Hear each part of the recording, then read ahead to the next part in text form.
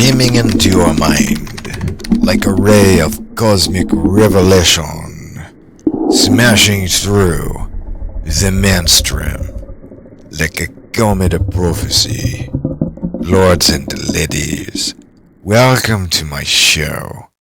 Tonight I'm going to bring you all into my world of the supernatural. And because we are embarking on a rather uncertain and perilous path this evening, I thought I should warn you that the distinction between the paranormal and the supernatural world of Herr Doktor von Vrilock takes one into the most unfathomable depths of outer darkness beyond the spheres of our curved universe.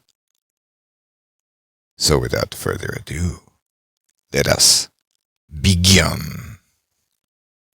My apologies, lords and ladies, but before we delve deep into the realm of the mysterious and the caverns of the mind beyond the pits of the eyes of mortality, let me first thank those of you courageous souls who have donated to my crowdfunding for a new project development campaign, and of course the Vrilock Laboratorium.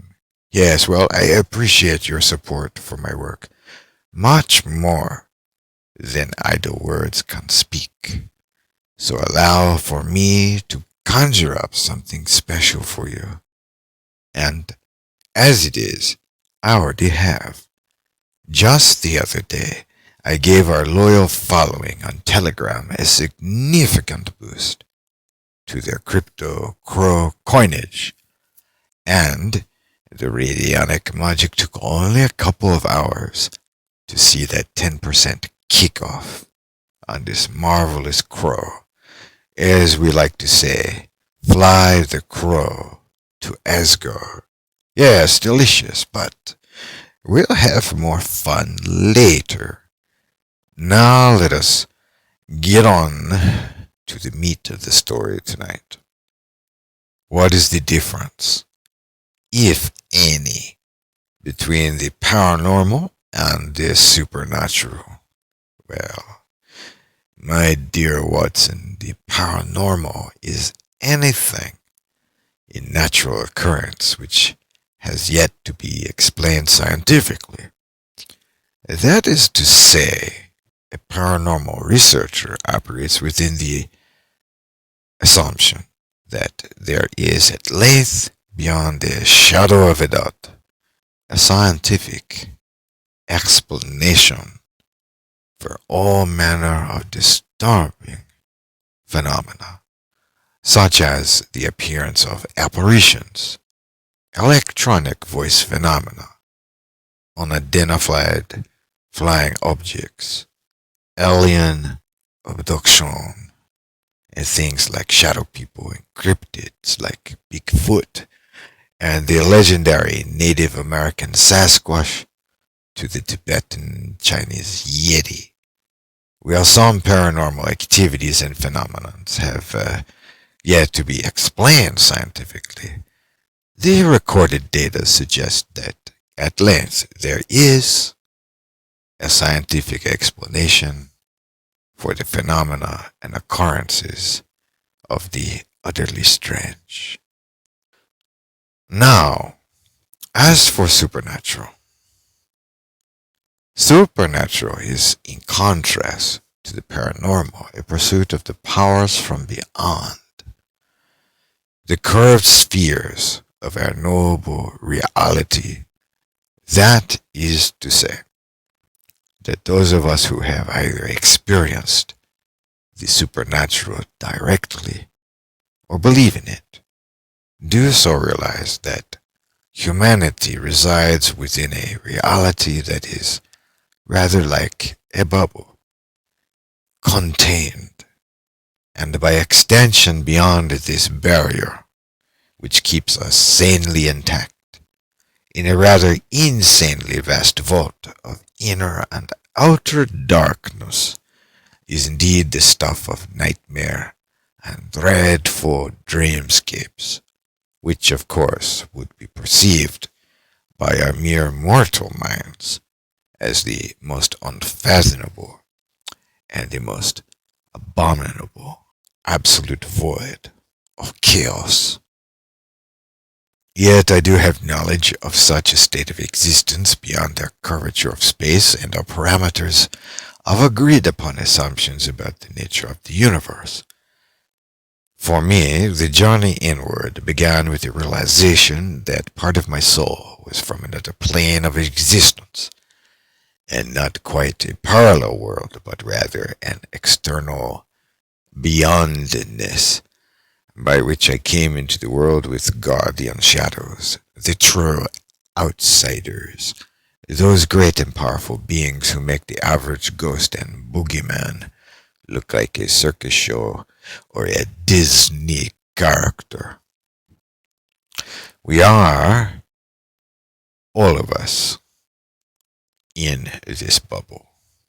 With me are the powers of which have bent the world beyond my coming into it.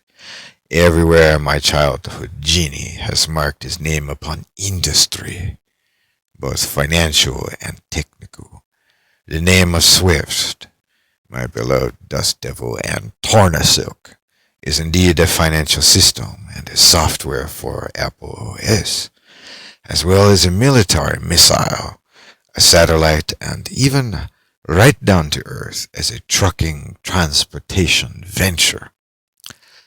Yeah, every aspect of my mind is adopted around the globe. My words begin to be uttered by speakers with no connection to my activities whatsoever.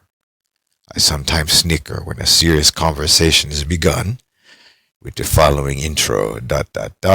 without further ado.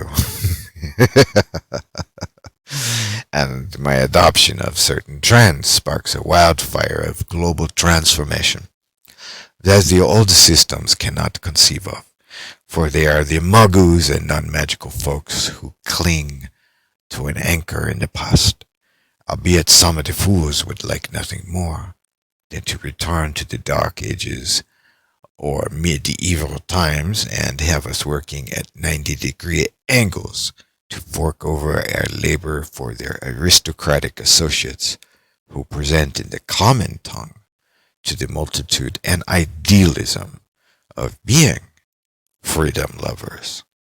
Nothing, of course, could be further from the truth. They don't like my new system because in their minds only they have a right to be rich, while the rest of us idle on the edge of poverty and carry their fat hulks on our shoulders. Have you ever noticed that? We always tend to carry the worst of us on our shoulders. But enough of this merriment already. I promised my listeners a story, and I will now deliver. In the early days of my youth, I realized the world was not as it seemed, and that things were rarely ever as they ought to be. Every public speaker, teacher, lecturer, dean of students, principal, figurehead, and policeman has a sugar-coated tall tale, variation of reality to remind us of how we belong to the all-get-along club and that all humans are equally belonging to the almighty state. And that almighty state, ladies and gentlemen, is a devil in a satin dress, vague, vogue, and utterly outdated and ridiculously useless. This kind of thinking was my initiation into independent thinking, not by an order of any earthly kind, but an auric flare from my body which beckoned to the great outsiders of the unseen and unhewn outer spheres to seek out my soul. I heard a call from afar, as if into a waking dream. I stammered. In confirmation to my suspicions of some intervention of an invisible source from beyond my mundane earthly reality, my stepfather was sent abroad, and I was to follow some months thereafter. I was offered to stay at my grandparents' house, but the call to follow with my family to a new home overseas was too strong for me to ignore. A distant wind conjured up yet to be lived memories of a time that has yet not occurred. My mother, my brother, and myself waited for that day. The night before leaving, I stood, looking out at the setting sun, and I was reminded of this scene from Star Wars, wherein Luke Skywalker is watching the sunset and daydreaming of becoming a pilot. My mind was filled with both doubts and dreams simultaneously, but I chose to go to my stepfather and live in Arabia, where I would attend international school with students from all over the world. I think I was 6 at the time. While living in Riyadh, I went on many excursions, usually with my parents and their co-workers, but there was this one time I ventured with another little boy. His name was Ludovic, and we found ourselves at the entrance to a cavern with a perilous slope running deep down into the darkness of the earth. I had encouraged myself to dispel fear by the lure of possible treasure we might find. On some previous occasions I had discovered jewelry, usually Bedouin bracelets or earrings. I imagined finding a beautiful necklace for my friend Cassandra, whose French accent arose thoughts of childish romantic notions for me at that time. And she was a nice girl who taught me French phrases and helped me when I got stuck with math, which the latter was more advanced than in American schools back home. Instead of jewels, I found deep down in the earth a fiery light, which I followed. My friend stayed behind, and as I followed it around a bend, at a safe distance I thought, I turned the corner into utter darkness. Withdrawing my pocket torch and igniting my own flashlight, I discovered a caved-in wall down a short corridor that I had just happened upon. Then the sound of breathing became audible, at first very subtly, but gradually it seemed to me that I was surrounded by a pair of living beings, panting and encircling my small body.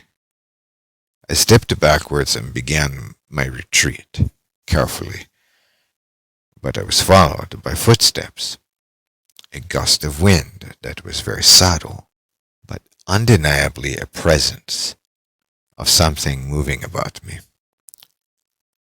My flashlight found no living thing to shine upon around my presence, but then my flashlight began to flicker and wane, so I began to run. Now I found Ludovic, who upon seeing my panicking state did not wait for me to offer any explanation, but instead he darted in the same direction to exit the cavern.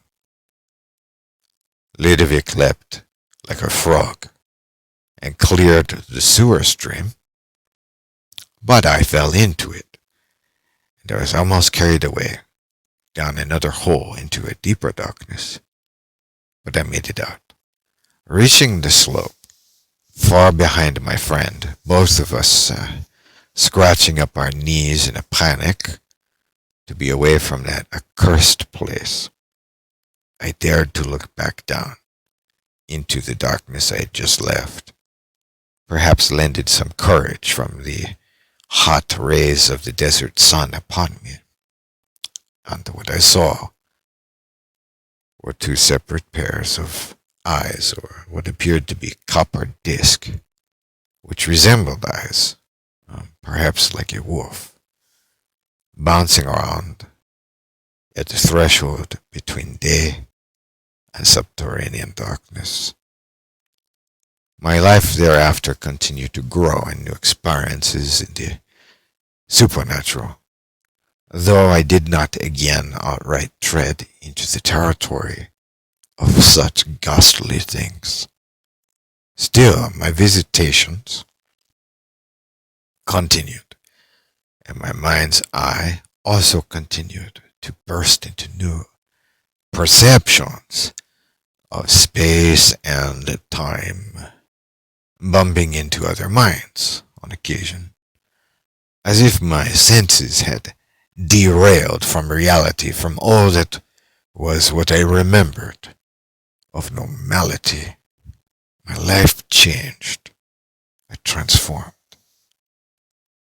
While my stories may be interesting starting portals for the next bestseller of graphic novels and maybe good cinema, please allow for me to turn your mind onto some rather practical applications for my supernatural unique talents. We currently live in a world racing against the clock on many levels, perhaps more than at any other time. We are all made more aware of the consequences of such things as climate change, extreme weather, telluric events exacerbating the incentive to restructure our lifestyle and the societies around this planet. What is the real difficulty of this current state in our history now is that we are, despite our best efforts at present, losing the battle to such climate change. We are not winning. Similarly, the economy is not a smooth flowing river of opportunity by any means. Yes, there are improvements by creating new jobs and possibly some lifetime careers for some of the green alternative energy solution industries. However, the policy-making sector of society is not quite on par with the technocrat's unique perspective, which stems from a learnt knowledge and, of course, our entrepreneurs who may offer uncompromisable and invaluable wisdom through creativity and extensive experience in many sectors thought useful to enacting positive change in society. Politics continues to run amok, pulling the wool over our eyes. The show must go on, as they say. Yes, well, I wish it were not so. Universities blend narratives which may or may not be entirely the reality in front of our eyes. Yet the story is more believable of what can be imagined than of what can be detected by our personal faculties.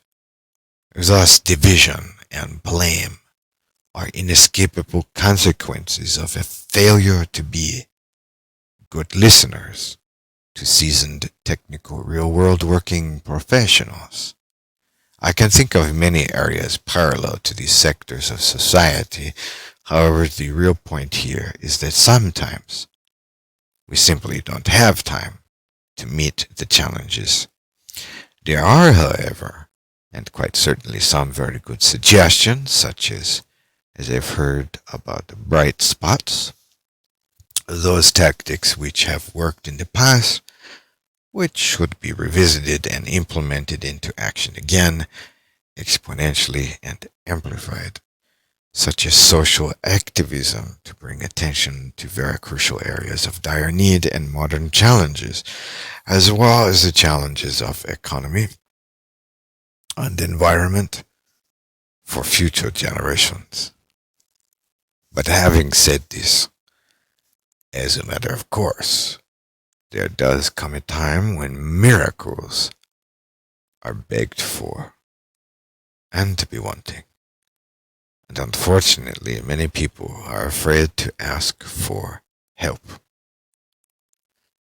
Allow for me to dispel uncertainty and doubts from your mind, and rekindle your heart with the power of hope, and refill your mind imbued with the Vrilock essence of the supernatural.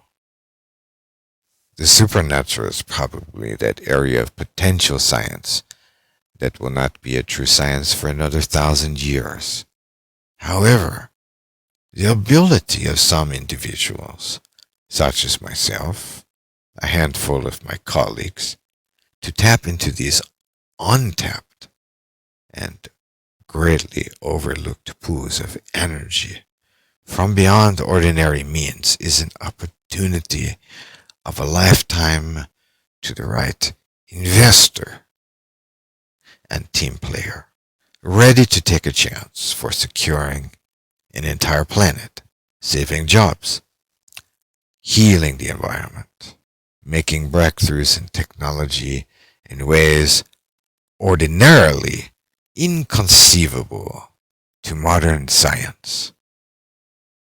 What is more interesting aside from my private project services that you may hire me to do is that I believe that over a period of years, I can, with the proper funding, distribute this power of the invisible world to many people, and through a new shift in techno-philosophical earnestness, combined with an entertaining and fun learning gadget, we could have people who are more immediately aware and in tune with the environment, on par with social rest or unrest, societal circumstances, and overall inclusive humanitarian efforts to pull together a better overall society, not just for one country, but for the many, and eventually,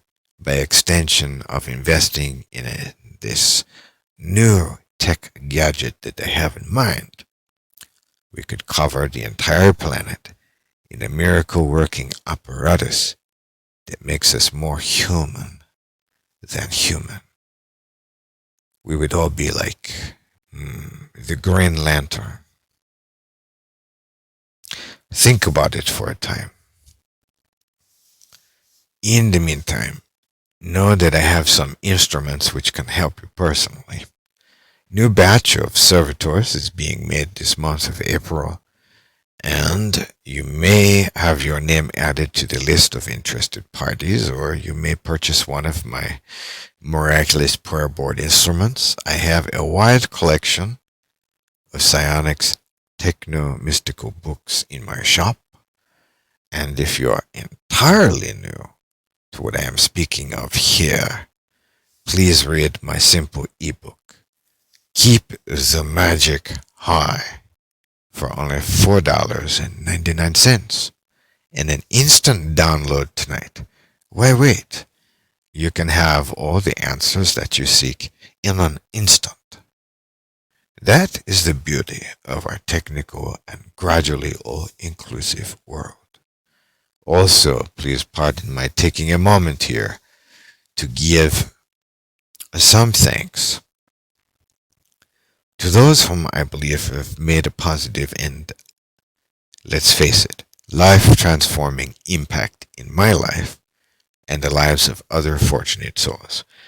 I give thanks tonight to the founders of Riyadh International Community School, also known as RICS, to their staff and my teachers, my fellow students, to the Crown Prince Fahd, for this very privileged opportunity to attend International Community School in my early grade school years. The reason why I feel grateful, I humbly believe that my life experiences and education abroad has opened my mind to new horizons. And like any good soul who has an ounce of humanity and courage, I returned to my fellow Americans in the United States after my venturing abroad in Arabia and living in Japan to make an attempt to share with you my spiritual study, my soul experiences, and aim to uplift us all from the clouded narratives of our times and bring you into a future where our minds can be expanded and together we become a world of, well, like Spock always said in those Star Trek films, live long and prosper. So let us aim to prosper now and long into the future generations to come. Thank you, ladies and gentlemen, for taking this ride into a parallel universe, a parallel system of systems, and a new spiritual earnestness combined with the blessings of technology and psionics.